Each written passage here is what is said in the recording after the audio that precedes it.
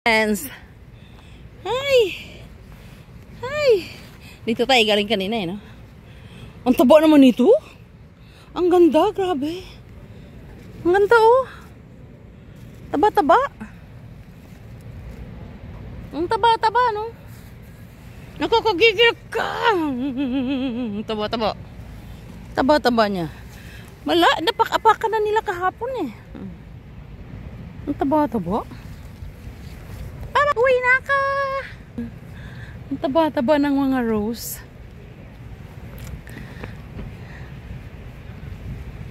Pinawisan ako dun ah. Ito talaga ang cute oh. Parang heaven oh. Ang cute diba? Ganyan siya ka-cute oh. Maybe tomorrow magsuot na tayo ng ano, manipis.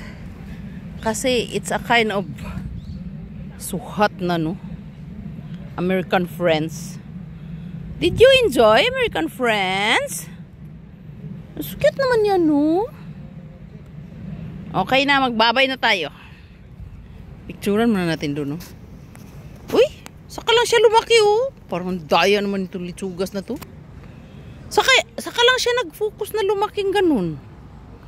Kanina pa na-focus ko, ayaw. Ang ganda oh, nakita nyo? Naka-focus ba? Just for you. Diba ganun siya no? Dito ko dinala si Saddam eh. American Friends. Last 2018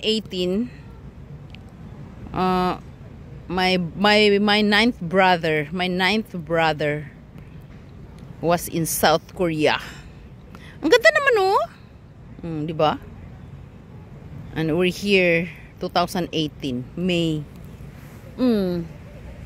I remember my brother no. He go home naman in the Philippines kasi ano, he missed his 17 years old girlfriend. And he get married and they have one daughter. This is it. I'm here in this place. Do you know this place? American Friends. Ano bang sabi niya? 1997? 1997, 992. Siguro siya inano. Pasyal kayo sa Korea. Uwi na tayo Boom Boom Hotel. Oh, may hotel pala dito. May hotel pala dito. Hotel yan. Alam mo friends, di pa ako nakapunta ng hotel sa South Korea kahit minsan. Nakapunta na pala ako. Nakatulog na pala ako sa hotel. Nung galing ako sa Pilipinas, binisita ko si mama. Noong 2022 ba yun? Year 2022? Tama ba ako? Kasi uso ang corona noon. 22 ba yun? Or 21? 22 ata. Uso ang corona noon nakalusot ako sa Pilipinas. Ewan ko, ang dami kong documents. Mamasyal muna kayo dyan This is Korea. Ang dami kong documents sa Pilipinas. Nakalusot ako.